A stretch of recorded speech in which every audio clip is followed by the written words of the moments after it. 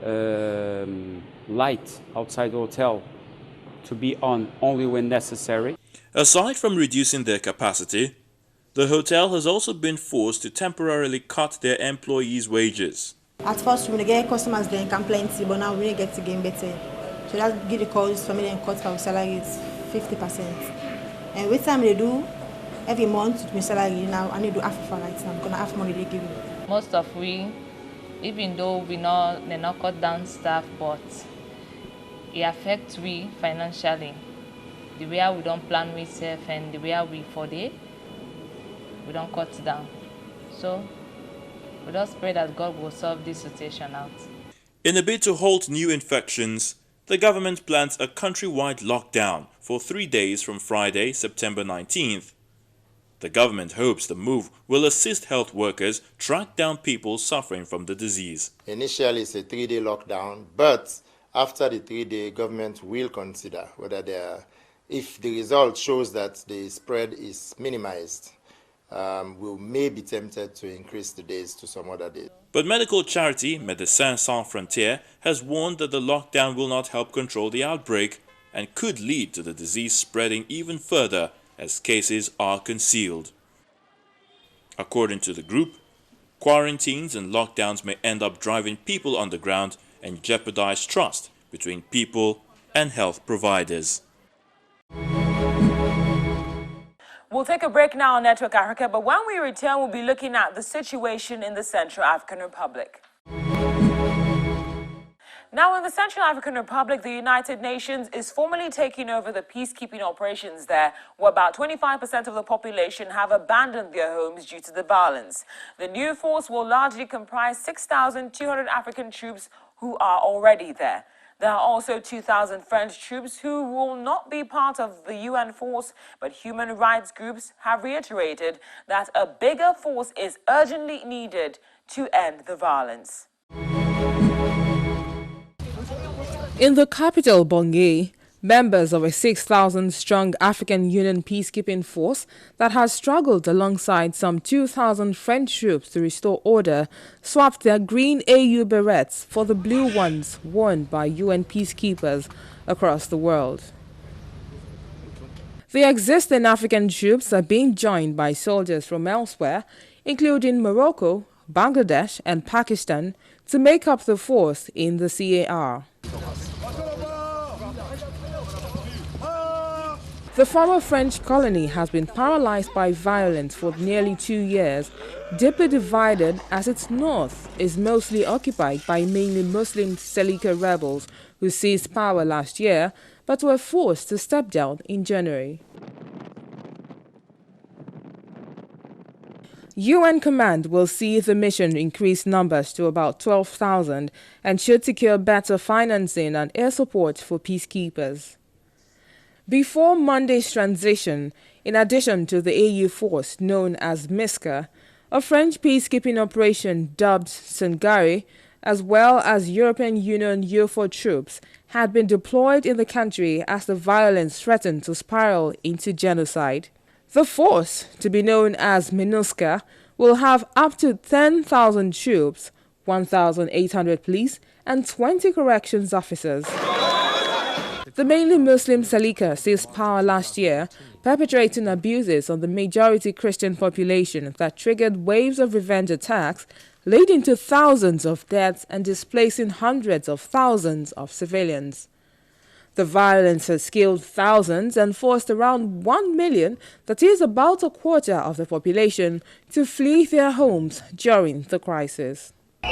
While the levels of the violence have eased in parts of the country, especially the capital, rights groups said sectarian violence had risen in the center and the east in recent months. The deputy head of C.A.R's interim parliament confirmed that elections set for February will probably be delayed because of persisting insecurity. C.A.R. is rich in gold and diamonds, but the nation has seen little but conflict and political instability since its independence from France in 1960. Well, it's another day and another case of illegal migration, and as always, people might have ended up paying the price with their lives. About 500 migrants are feared to have died after their ship was rammed by another boat near Malta last week.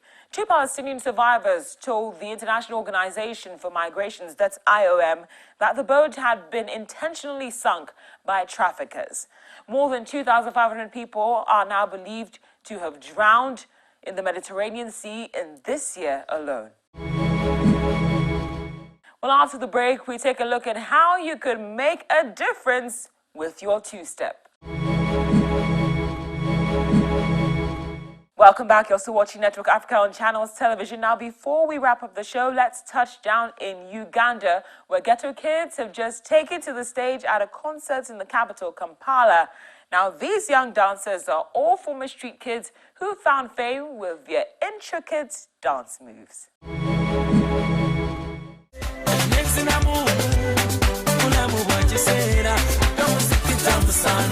Aged between 8 and 14 years old, their high-energy performances are winning fans across the East African nation.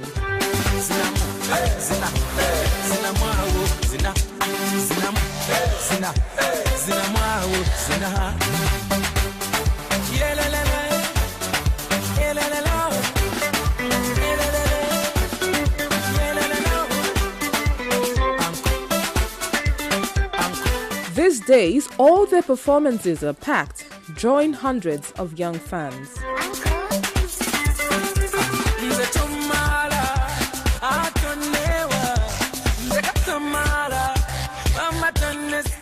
Actually, the strokes they have, I can't even try.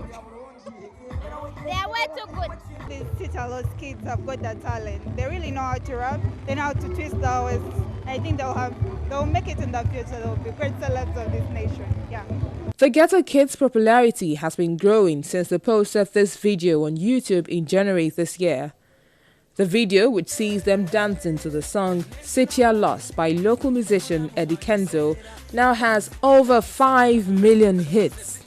The video has spawned a series of other fan videos from across the world.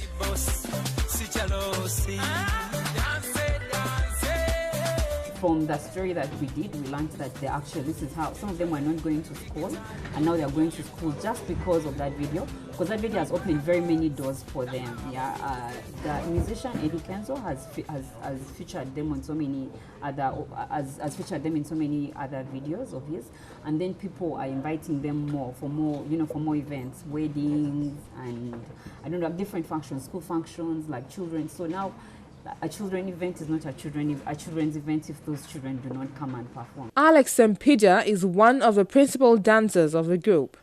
Most of the ghetto kids come from the impoverished neighborhoods like this. We met the 12-year-old performer at his home as he was finishing his chores. My life was bad because I would go at the street and I start to beg, and if I don't get someone who gave me money, and go to the rubbish and I start to check something for eating. Alex's mother, Nakito Harriet, credits the change in her son's behavior to his joining the group Ghetto Kids.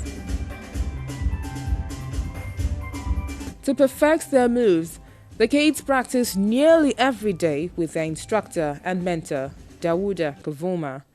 We are very happy, and we thank God for all what He has provided and for the way He has made us today and the coming future. Because I see now, day and night, the life are changing. Because at least now, everybody is recognizing those kids and me. Formed in 2008, the group now has 20 members. Any money they make from their performances is used to buy costumes, pay for school fees, and also help support their families.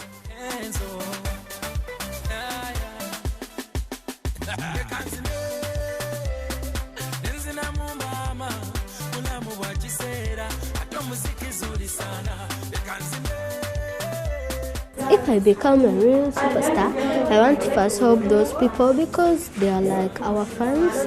Then if we grow up, we can help them so that even then they get their needs as us.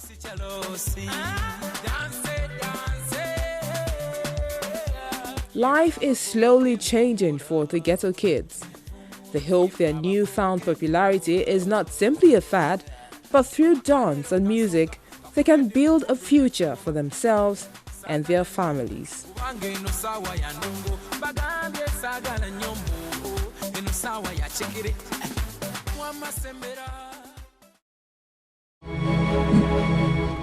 And that's where we draw the curtains on this episode of Network Africa. Many thanks for watching. I'm Cynthia Are. As always, I'd love to hear from you, so feel free to send me an SMS via the number on your screen. Until next time, stay blessed and proudly African. I'm Cynthia Are. Bye for now. A time comes in the life of every race when people are driven by echoes of the past to chart a course for an exalted future. Africa is a blessed threshold. As major actors in the Africa arena plots a renaissance towards common destiny, let's pedal across the streams of yesterday, through the backstreets of Africa, to the defining roles of policymakers, the political realities of the African nation, balance of power, and the strive to sustain national interest and identity. Join us on Network Africa on Channels Television. Network Africa, the rallying point for the masses.